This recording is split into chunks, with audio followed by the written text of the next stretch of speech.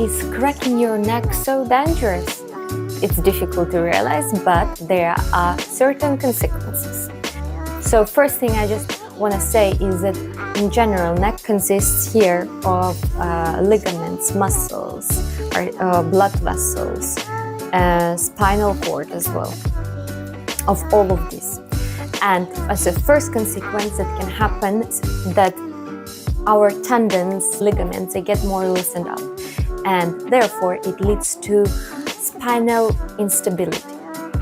Then, second thing is it can lead to spinal cord injury, which is much more serious. Also, third thing is it can lead to stroke, because we have arteria here, and the arteria can be just opened up. Last thing is nerve damage. It has many consequences. That's why be very careful.